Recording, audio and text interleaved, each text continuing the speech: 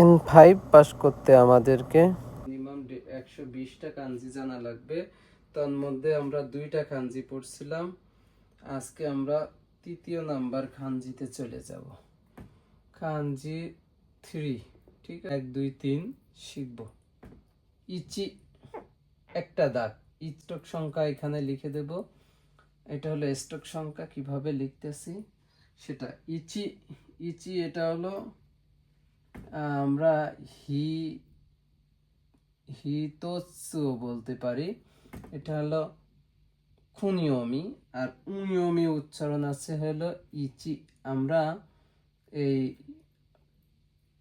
খাতাকানা উচ্চারণ লিখে দিব। হ্যাঁ, এটা হলো ইচি ইচি। খানজি 4 নি, ইচি নি কাউন্টিং এর বেলা এটা আমরা 2 স্ট্রোকে লিখবো। এটাকে আমরা বলি নি। ফুতাৎসু ফুতাৎসু নি, এটা হলো আমি কাতাকানা দিয়ে লিখলাম। নিটা আমরা পরবর্তীতে কখন ব্যবহার হয় তখন দেখব। নি। সান আমরা কিভাবে লিখব? ইচি নি সান, 3 স্ট্রোক।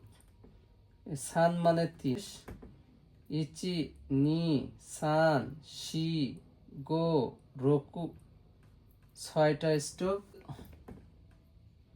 ইচি নি সান বা শি বলবো। ওকে, ইচি নি সান শি, ইয়াচ্ছু বা শি। এক এর অর্থ হলো হিতোৎসু ইমি ওয়া এক, বাংলায় লিখে দিই। আর সান অর্থ হলো 3, ইয়ন অর্থ হলো 4, 3 4। আমরা এই কটা খানজি বাসায় লিখবো, প্র্যাকটিস করব। ইচি নি সান শি, ইচি নি সান শি, এই হলো 4টা কাঞ্জি শিখলাম আমরা। এর আগের দিন কাঞ্জি শিখছিলাম 6টা কাঞ্জি শিখলাম। এর আগে শিখছিলাম 2টা। আচ্ছা, সহজ না, মনে থাকবে। এরপরে আমরা জব রিলেটেড কি পড়তে পারি। এখন হলো জব রিলেটেড যে আনজেন কুৎসু, যদি গেমবার কাজ করতে গেলে সেফটি জুতা থাকা লাগে, নিরাপদ জুতা, যেটার উপরে একটা ইট পড়লে, একটা ভারী জিনিস পড়লে যেন আমার পায়ে ব্যথা না যায়, পা ভেঙে না যায়। আনজেন কুৎসু অবশ্যই লাগে শিগতর করতে গেলে।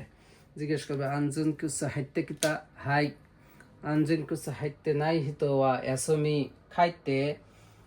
ওরা এইভাবে কথা বলে, আনজেন কুৎসু হাইতে নাই কাতা খাইতে, এভাবে বলে। হ্যাঁ, চলে যা।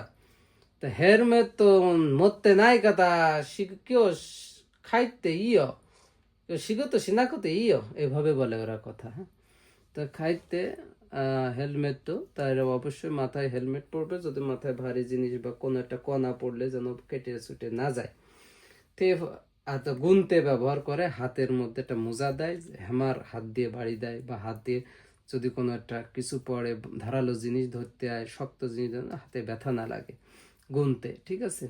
খোয়াস, তাহলে খাবে ও খোয়াস, খাবে খাবে হলো দেয়াল, তা দেয়াল ভাঙবো, তা বললো কেউ ওয়া খাবে খোয়াসু কারা মিন্না মিন্না কিওস্কেতে শিক্ষারিয়াতে। আজকে দেয়াল ভাঙবো, মিন্না কিওস্কেতে কেয়ারফুলি করবি, শিক্ষারিয়াতে মানে ঠিক মতন পারফেক্টলি কাজ করবি, এইভাবে ওরা বলে। এলো আমরা কাজের ক্ষেত্রে ব্যবহার হবে। আনজেন কুছ হাইতে কিতে, হের মেতো মতে কিতে, গুনতে স্কাতে, গুনতে স্কাতে মানে স্কেতে, গুনতে স্কেতে বা স্কাতে, সুখাতে কেউ বলতে পারে, গুনতে পড়িস। খাবে ও খোয়াসু কারা খিওসকেতে, এভাবে তারা ব্যবহার করতে পারে